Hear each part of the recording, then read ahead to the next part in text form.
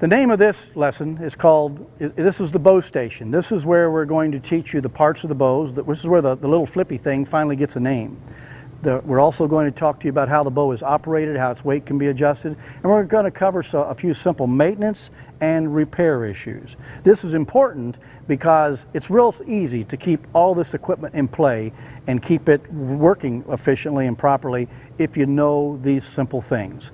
This could save you a trip to the bow shop or the pro shop. It could also save you time during your class day if you're able to make some of these simple repairs yourself. First thing I want to do is we always refer teachers to get to know their local archery shop. Wherever you have an archery shop near you that sells bows and arrows and supplies, let them know that you're part of this archery program, and many times they'll volunteer to help you maintain your equipment or make simple repairs. Some will do it for the cost of materials, some will even do it for free depending upon how much they support your program. They like what you're doing because they like archery and because you have their future customers in your classroom.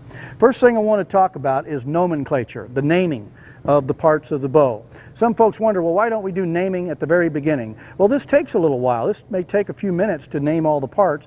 The kids already had to learn dominant eye, string bow, and 11 steps before they got to shoot their first few arrows. We don't want to get into naming also and just delay that shooting even further. So we save naming for a little later in the program. Kids may go through this naming part on day 3 or 4 of the archery program. So when we go through naming, usually what we'll do is we'll point to a part, and then the class will say what that part is, because somebody in the class will invariably know most of these parts. So I'm going to go through each one of them like that in group speak, and then tell you how we would summarize in many cases. First of all, I've got the upper limb in my hands here. This is the upper limb. This would be the lower limb. One of the things you're going to find out that rocket science is banned from archery. Everything is going to be very simple here. This center piece here, it's metal, this whole green piece between the limbs is called the riser. This part that's cut out in the riser, this thing that's cut out so you could look through to sight, is called a window, a sight window, this cutout area right here. This little flippy thing that we've been referring to today, where you put the arrow shaft, is called the arrow rest. This thing that looks like a shelf is called the bow's shelf right here. This black thing where you grip the bow is called the bow's grip. There's a pivot point right in here. From this pivot point to the string, a perpendicular distance from here to here is called the brace height of this bow. On the limbs are these black things. These are pockets that the limbs are in. They're called limb pockets. There's a black limb pocket there, and this one's a limb pocket. These bolts in the limb are called limb bolts. You see how simple the archery is? They're called what they do or what they look like. Limb bolt here and a limb bolt there. This perspective of the bow, when you look at it, is called the back of the bow. This inside part here is called the face of the bow. When the archer shoots the bow, when the archer is shooting, the bow likes to face the archer. So the archer is looking at the face of the bow. This thing here, this piece of shiny metal, is a cable guard. It guards the cable from being struck by the arrow when the arrow shoots. It's the cable guard. Sliding on the cable guard is the cable guard slide. This plastic thing that keeps the cables away from the string is a cable guard slide. This is the bow string. This zebra colored material here is the bow string. And these two down in here, actually it's a string continuum, but they're called cables down in here. These are cables, this is the string. On the string, there's a reinforced area, and it serves to protect the knock of the arrow from the string, keeps the knock of the arrow from wearing the string out. It's called the center serving because it serves to protect the string from the knock of the arrow. This little white thing is called the NOC Locator. That's where we put our arrow under every time we shoot, the NOC Locator. Here's a wheel on the top limb of the bow, and this is a cam. This oblong wheel on the bottom is called a cam. If you look on the cam and the wheel, both have axles running through the limb that keep the cam and the wheel in place. On the cam axle, there is an E-clip, one on each side, an E-clip. And if those E-clips come off, the axle can fall out and the bow falls apart. So you need to know what the E-clip is called. And let me look here and see if any of the class can think of anything I have missed, but I think I've got everything covered here on this bow. Now let me summarize. Typically when we summarize, we would try to engage the entire class. I would grab a part, I would point to a student. That's how I typically do it. So if I held this and I pointed at someone, that person would tell me that's the upper limb. They would tell me that this is the bowstring, so forth and so on, until we have reviewed all of the parts of the bow. You need to be able to look at a bow and also be able to tell whether it's a left-handed or a right-handed bow very quickly. This green bow is a right-handed bow.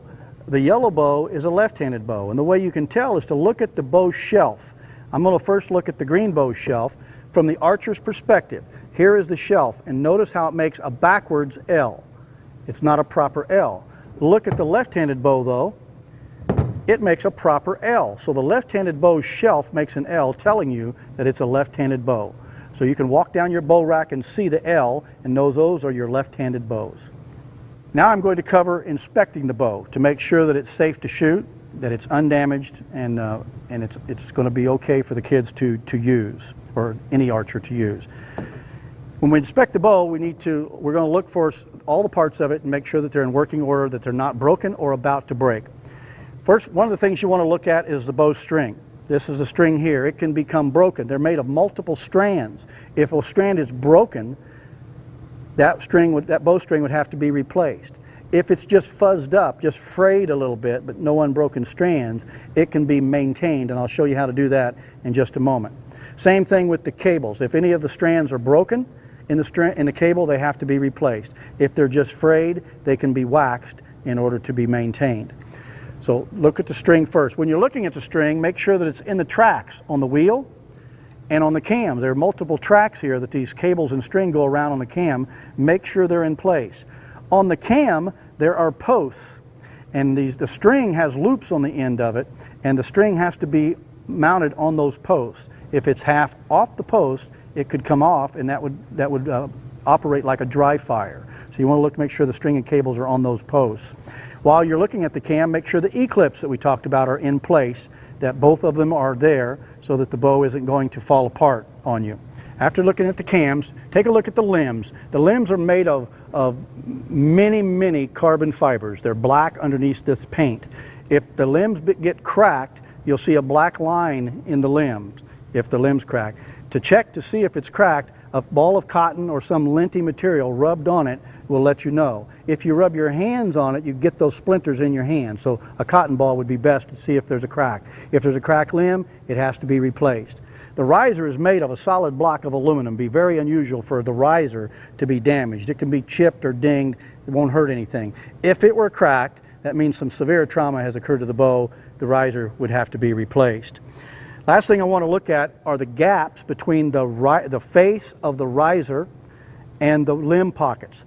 You notice the limb pocket and the riser face. This is seamless right there. On the other one, there is a big gap between the riser and the limb pocket, which means this limb has been reduced in draw weight much more than the other ones. They are unequally adjusted. That needs to be determined in an inspection. If you find that, you're going to have to crank that limb, tighten that limb all the way down so there's no gap, and then you can start backing them off evenly before you shoot. Now let's take a look and make sure that the cable guard slide is in place. It's right here. If it's missing, your arrows fletching are going to continually hit those cable guards and damage your arrows. Make sure there's a cable guard slide in place. And finally, make sure there's an arrow rest on the bow. There needs to be one of these little flipper rests on the bow, and it needs to be working properly. If it's bent down, you can bend it back up. Of course, if it's bent down, that means some children have probably been trying to shoot split finger, been holding the arrow on out here at the end and bending it. So if it's bent down, you can bend it up, usually without breaking it. If it no longer springs, if it's broken, you have to replace it. To replace it, you can take the Allen wrench that's used to adjust the bow, and the rest pops right out. You can get a new rest and push it right back in that hole. Make sure it's a right-handed bow for right-handed rest for right-handed bow. If the little flipper arm gets bent towards the archer like this, you can just simply push it back. We've inspected all the parts. If we find out that the string is a little bit fuzzy or frayed or dried out, we need to wax the string. Even if it doesn't look like that, if you shoot them every day for a week, you ought to wax the string from time to time to keep it waxed and prevent that fraying.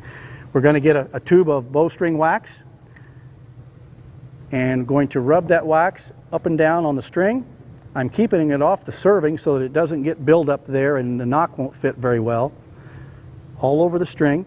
And I can take my fingers or some heavy paper and rub it in, generating just a little bit of heat to rub that in the string, get all the gobs all matted down and rubbed into the string so that with the first couple of shots they don't fly off and hit the archer.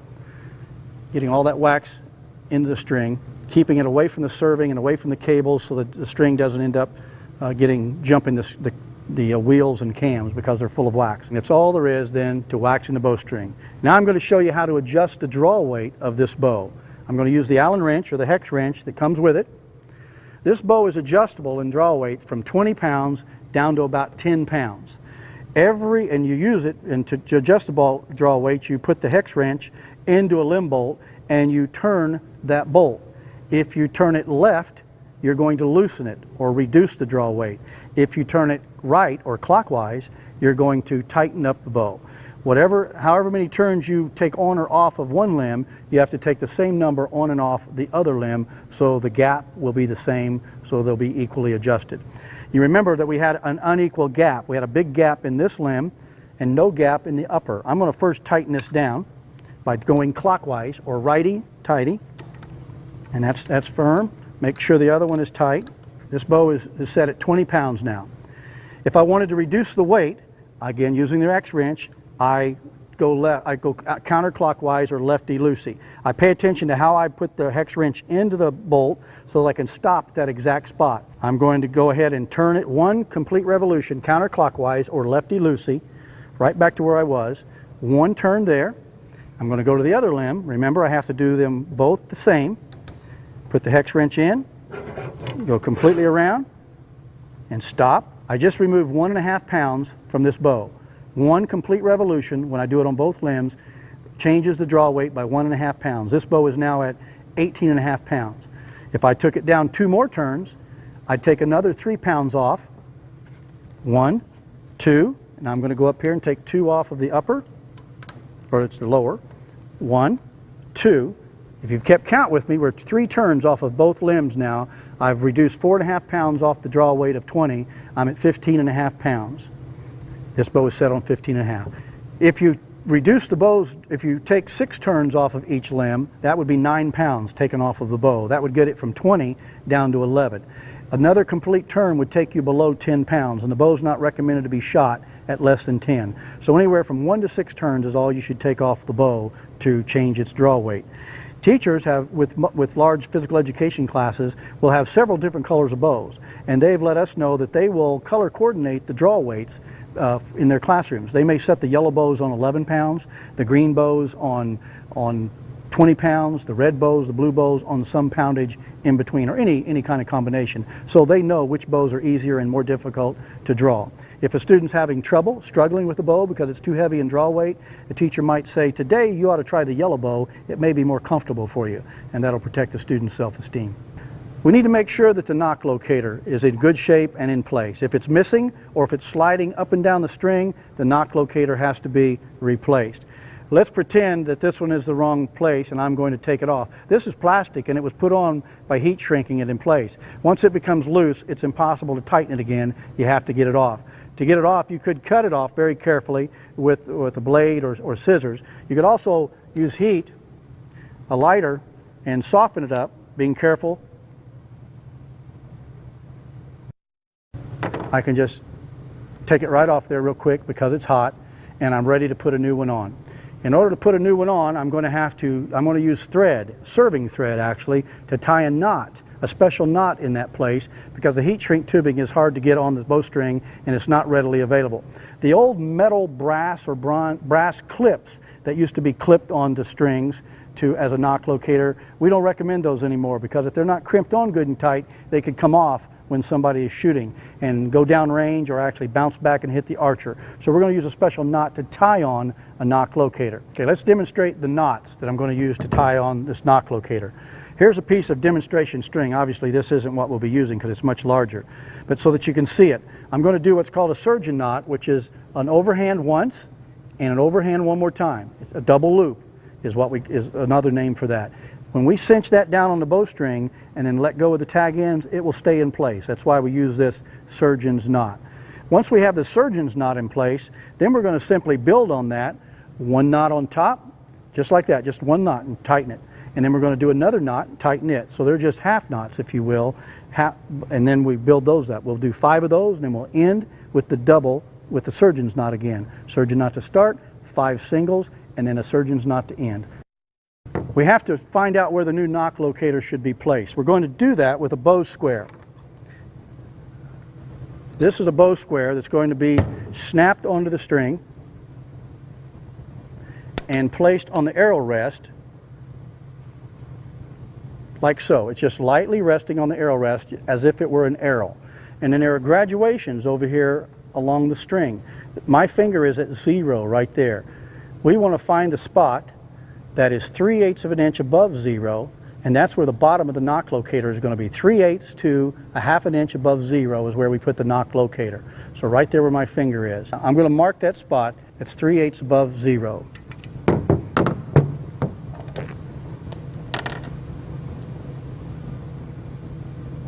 Okay, now I'm ready to tie on my string, my serving thread NOC locator.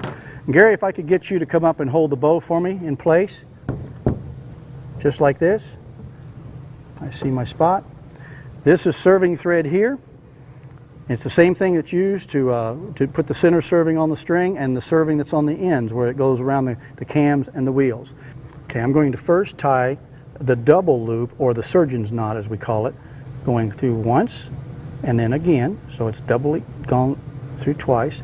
I'm going to cinch that down right on my black mark, tight, and then I'm going to turn the knot so it's on the underside of the string so that when I end with my last knot, I can end on top. So I put it on there. Now I'm going to do the single, or just the half knots if you will. Pass through once, tighten it down. Now that's the second knot I've tied. That's 2, and then I make another half knot on the bottom, cinch it. That's number 1, 2, 3. Come back with number 4 on top. Just alternate top to bottom. This is number 4. This is number 5. And this is number 6. And now I'm going to end with a double pass through on the top. And it's good and tight. I now have a NOC locator that's not going to move, and then I'm left with these long tag ends that need to be removed. To remove those, if you cut it, the string will unravel, so they have to be melted with the flame again. Make sure your finger is away from there so nothing drops on it. Okay?